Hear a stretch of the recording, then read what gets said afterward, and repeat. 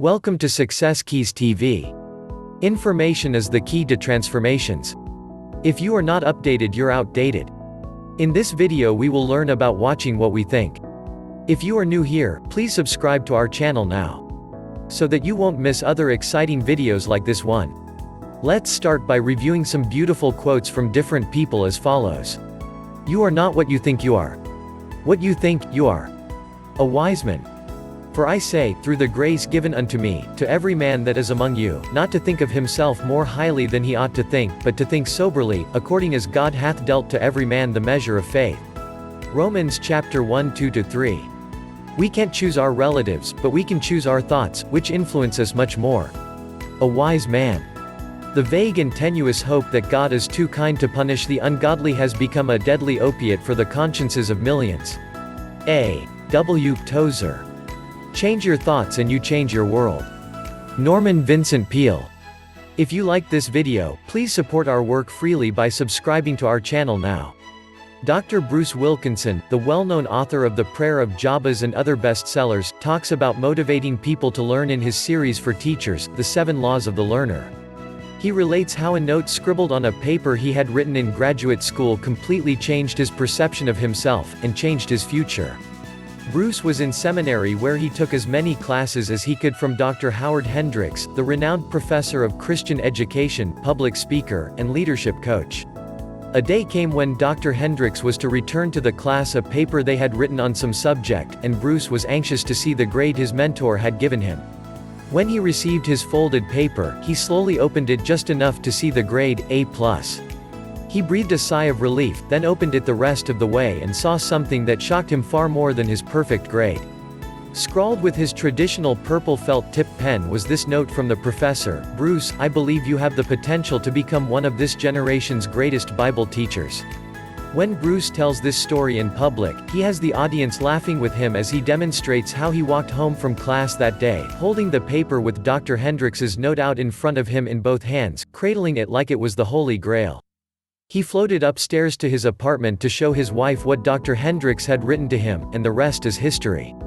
Bruce Wilkinson did go on to become one of America's greatest teachers and communicators, not only of the Bible but on a host of other subjects as well. And he will tell you that a brief note from an esteemed professor was what put the thought in his mind that he might one day learn to communicate effectively. Given Bruce Wilkinson's prolific output and fruitful impact over the years, I would say Dr. Hendricks's note paid off in spades. How are you doing? Did you know that what you think powerfully impacts who you are? What you think about yourself, what you think about the world, what you think about others, what you think about your prospects in life, everything you think has an impact on the kind of person you will become. For instance, conduct a little research of your own. For the next week, pay special attention to how people answer the question, how are you, or how ya doing? That question gets asked and answered millions of times each day. In fact, you probably answer it yourself more than once every day. Listen to the answers people give to describe how they're doing. Not bad. So, I guess. Pretty good. Fantastic. Terrible. So far, so good. Not bad under the circumstances. I'm going to guess that for every strong, positive, optimistic answer you hear from people, you'll hear 8 or 10 that range from neutral to pessimistic. If people really are doing as poorly as I hear them say they're doing, I'm not sure why they get out of bed. As I said earlier in this channel, for longer than I can remember, I've been answering the "how are you" question with something like, why, I'm doing better than good. I answer that way because I truly expect things to be and become better than good. I have learned through the years that for reasons I can't scientifically or even theologically explain, how I expect things to be greatly influences how they become. Our old friend Job, in the pages of the Old Testament, is a good example of this truth. After his family, property, and health had been destroyed through one disaster after another, Job confessed, "For what I fear comes upon me, and what I dread befalls me." Job chapter 3 verse 25. Job lived in fear of God taking away everything he had, and it happened. It was all ultimately restored to him, but for a time Job's life was a self-fulfilling prophecy. Fear is an open invitation to trouble, whereas faith invites success. Is it wrong to say, "I'm doing better than good" all the time? Is that disingenuous? Absolutely not. Through the prophet Joel in the Old Testament, God called his people to prepare for battle, telling them, "Let the weak say, I am a mighty man." Joel chapter 3 verse 10. Is it wrong for one who is weak to say he is strong? Not if he has every expectation of becoming strong, which the people of God did when they had God on their side in battle. That's exactly how I look at life, that God is on my side when I live my life in a way that honors and pleases him. When Jesus said, "With God all things are possible." Matthew chapter 19 verse 26, that means things are better than good. When the apostle Paul says, "I can do all things through him who strengthens me," Philippians chapter 4 verse 13, that means things are better than good. How could they not be when God is on our side? Because better than good is such an optimistic approach to life, I guarantee that you will be remembered when you say that's how you're doing. And it will catch on. Nothing is as infectious as optimism and a positive outlook. For instance, I attend a church with 25,000 members in Dallas where I teach a large Sunday school class. Because I've been replying, "I'm doing better than good," for so many years, many of the members of my class, as well as the church staff, have adopted it as their own reply to, "How are you?" And I can see the twinkle in their eye when they say it, because I know they mean it. I want to tell you about how the lives of some people changed when they began to change their mind and their outlook on life. Better than good business. Lisa Spicer moved from New Jersey to Frisco, Texas, near Dallas. She was a single mother of 3 teenaged boys with no job and no health insurance. Things got worse when she slipped and broke her leg in 2 places, not a great beginning in what was to be a new start for her and her 3 sons. But, as she later put it, God had a plan. Lisa began coming to my Encourager Sunday school class because it helped her see how many different ways God had blessed her in spite of her challenges. For the past 14 years she had been a successful artist when marketing her products at local fine arts and crafts shows back in the Northeast. Because of her family situation she could no longer devote 2- and 3-day weekends to sit and wait for the sale to come by. As she recovered from her broken leg, she worked from 9 a.m. to 5 p.m. every day on her art. Ultimately she decided it was time to take a leap of faith and see what God would do. She signed up for a renowned artists trade show in New York City, a 3-day event at the Jacob Javits Center in Manhattan. She had to take money from her savings to cover the enormous expenses but felt like the time was right to try to make her dreams come true. She arrived in New York City on cloud 9. She knew God was with her and that he had not sent her to New York to return without some kind of blessing. She elected to have a positive attitude despite a remote corner booth assignment and told herself it would make it easy for contacts to find her in the cavernous exhibition hall. Lisa had spent 5 months doing her homework. She had sent out over 100 invitations to buyers to drop by her booth, sent 51 emails, and made more than 20 cold calls before the show. She knew the names of people who would be there buying. When people would breeze by her booth without so much as a glance in her direction, she'd greet them with, "How are you?" They would respond in kind, of course, and Lisa would reply, "I'm doing better than good." That reply almost always caused the buyers to look up, walk over, and begin a conversation.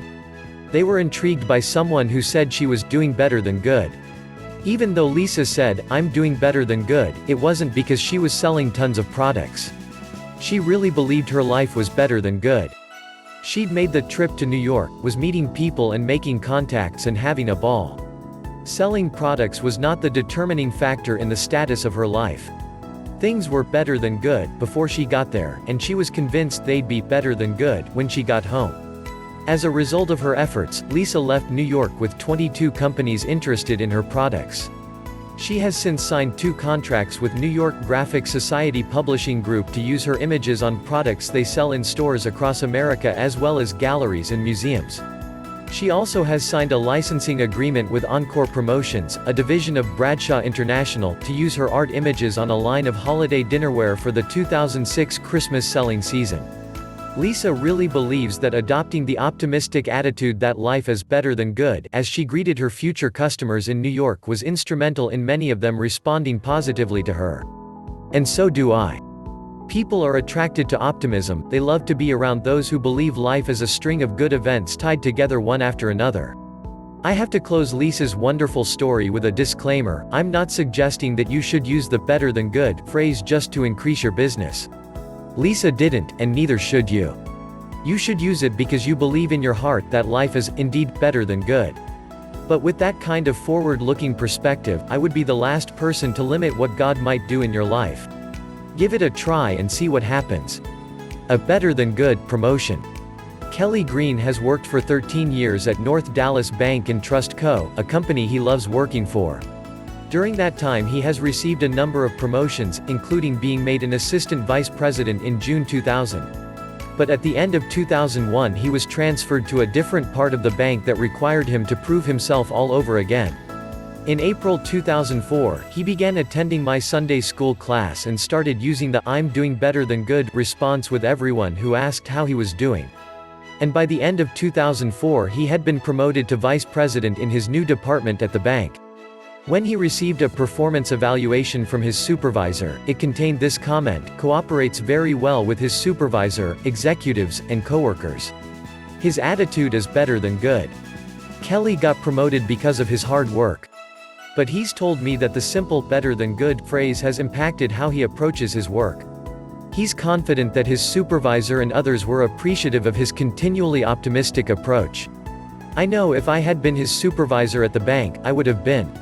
Who wouldn't be eager to promote an employee whose outlook on life is always better than good?" Better than good food. When you drive through Texas, it's hard to miss one of the most popular food chains in the state, Luby's Cafeterias, where food tastes like Texas, feels like home. No, I'm not paid to say that. Luby's 131 locations are an institution in Texas and 4 other regional states, so the saying is commonplace in our neck of the woods. The redhead and I were eating one day at our local Luby's, which happens to be the busiest and most productive in the chain.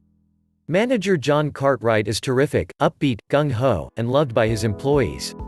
But the day we went to eat, the outdoor marquee read, "People would die for our blackened tilapia." I called John over and said, "Nobody is going to die for a fish. Why don't you change the sign to read, 'Our blackened tilapia is better than good'?" He had changed the sign before we finished our meal. Since then John's continued using the phrase on his marquee, and the word is spreading that the food and his employees are better than good. Sometimes, all it takes is a word, a phrase, or a thought planted in someone's mind to change his or her whole life. It truly pays to watch closely what and how you think. It is said that Frank Outlaw expressed the power of our thoughts this way: "Watch your thoughts, they become words. Watch your words, they become actions. Watch your actions, they become habits. Watch your habits, they become character. Watch your character, for it becomes your destiny." You may have never connected your thoughts with your destiny before, but I hope you do from now on. And I hope you'll begin by thinking and believing that life is better than good. Better than good books. Charles Osgood, the famed CBS wordsmith, once made this observation: compared to the spoken word, a picture is a pitiful thing indeed. We're used to saying that a picture is worth 1,000 words, and maybe sometimes it is when you're trying to explain something unfamiliar to another person. But pictures simply do not have the ability to lodge themselves in the human heart like words do. Take the Bible, for instance, the best-selling book in history, and it has no pictures. The Bible says that God's words are living and active and can find their way between soul and spirit, able to judge the thoughts and intentions of the heart. Hebrews chapter 4 verse 12. In another place the Bible says God's words never return to him empty without accomplishing the purpose for which they were sent. See Isaiah chapter 55 verses 10 to 11. The pen has always been mightier than the sword and can move people to action like nothing else. In my Sunday school class there was a young woman who was struggling with several critical issues in her life. She told me later how a few simple things I said in that class, failure is an event, not a person, yesterday really did end last night, God not only permits U-turns in life, He encourages them, opened up whole new vistas of possibility for her. Simple words, profound impact. If words have that big an impact on our lives, why don't we work harder to fill our minds with the most profound words we can? The Bible says we ought to dwell on, think and meditate on, things that are true, honorable, right, pure, lovely, of good repute, excellent, and worthy of praise. See Philippians chapter 4 verse 8. And yet most of what we read is far from those standards. And think of the opportunities we have: audio books for the car, CDs, cassette tapes, podcasts for your iPod, not to mention plain old books. Even in this age of techno gadgets, nothing has yet replaced a good book by a warm fire. And I don't think it ever will. Besides the Bible, I encourage people to consume one category of inspiring thoughts above all others, the biographies of great men and women. Andy Andrews is one of the most godly, inspiring men I've ever met. Reading biographies changed his life and the lives of thousands of other people. Andy's mother died when he was 19, and his father was killed shortly thereafter in a car crash. He was homeless for a while and even considered suicide after a string of bad choices left him looking for a reason to live. He began spending a lot of time in the public library, where he read biographies, searching for clues as to what characterized successful people.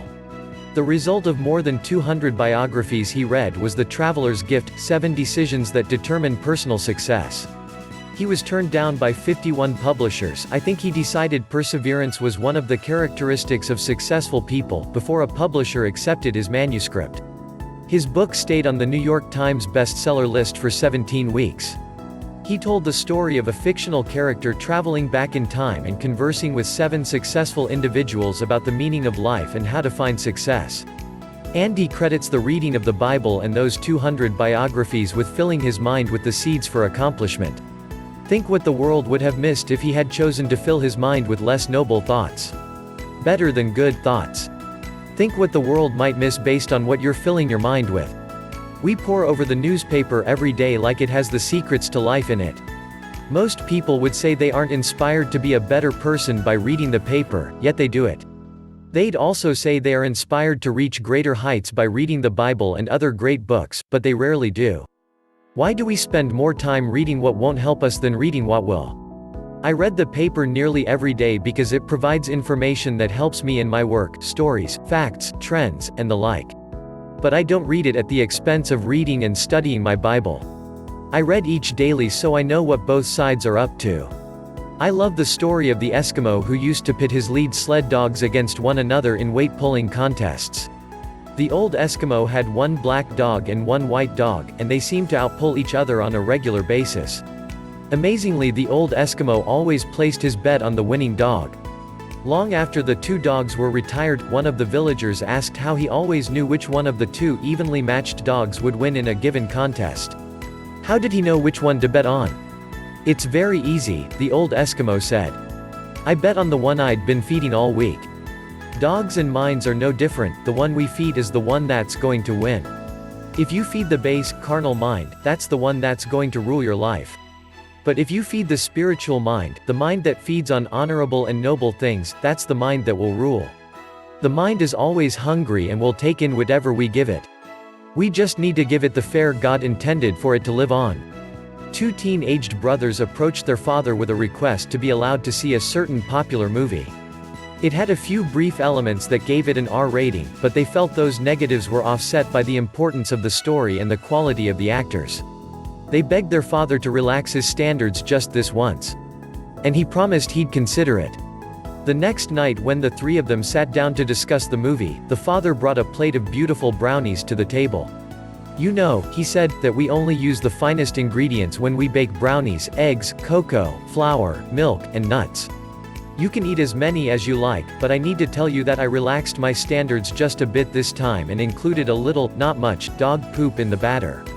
But don't let that stop you. Help yourself. You already know that those brownies went untouched. I learned many years ago that it was virtually impossible for me to inspire other people to fill their minds with positive, honorable, and successful thinking if I wasn't doing the same thing myself. My objective is to lift people up, not drag them down. Therefore, I have to continually be moving to higher ground myself. And I can't do that if I'm filling my mind with the standard American mental diet of non-edifying thoughts.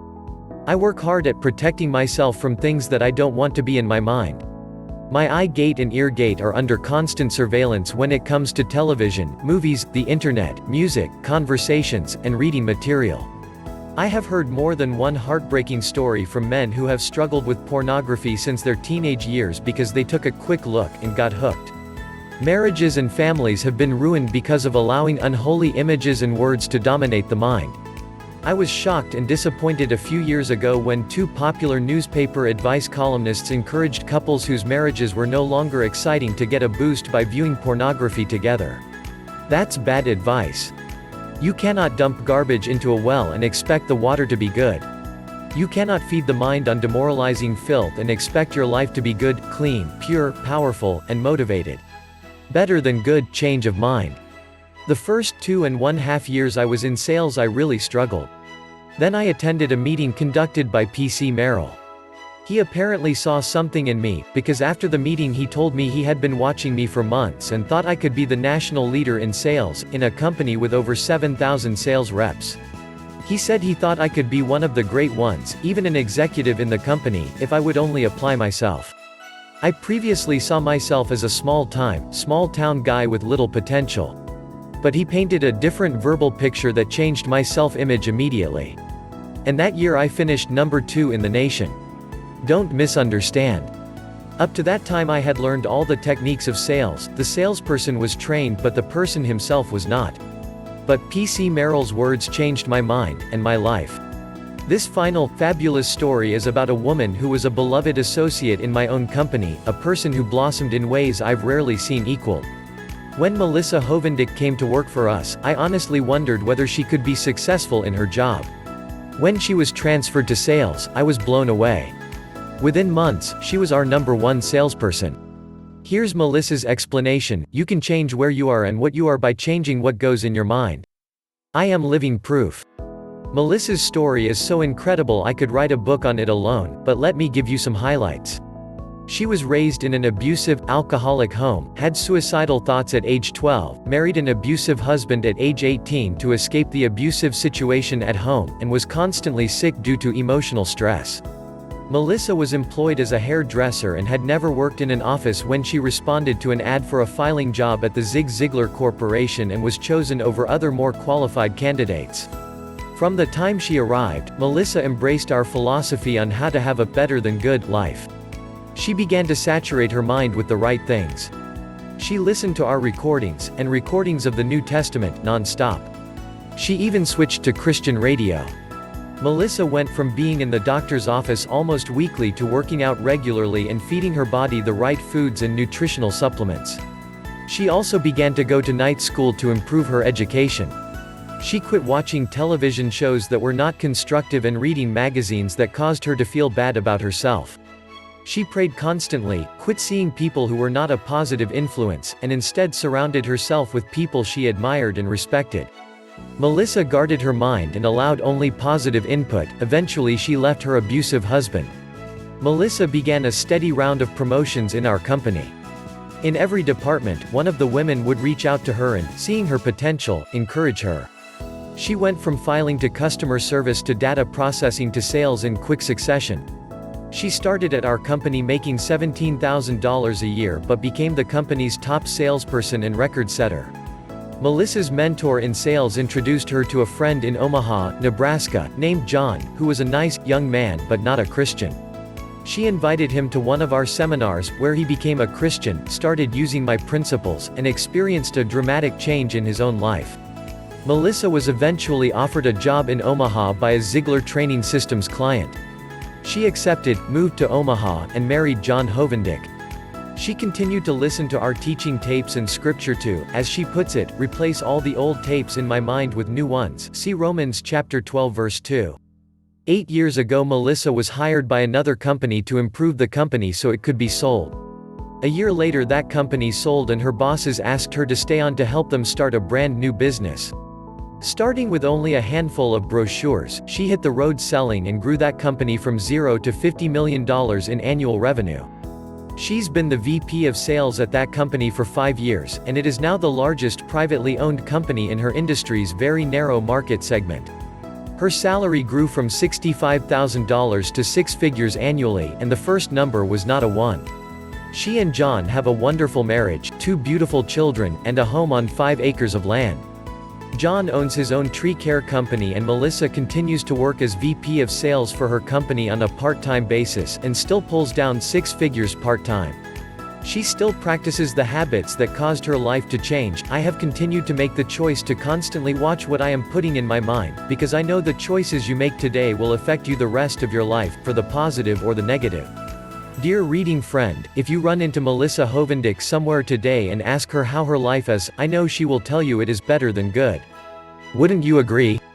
And I believe your life will be better than good as well if you will do what Melissa did, and what the title of this chapter suggests, watch what you feed your mind. Thank you for watching our videos. We would like to give another interesting videos like this. But before that, our team will be happy if you can like this video and share it with your friends on social media. Don't forget to subscribe to our channel for daily content and inspiring videos like this. We would love to hear your views and suggestions. Kindly let us know what you have in the comments below. Kindly subscribe and turn on the notification bell for you to be notified the next time we upload a new video. Success Keys TV, unlock your potentials and rise above the top. Stay blessed.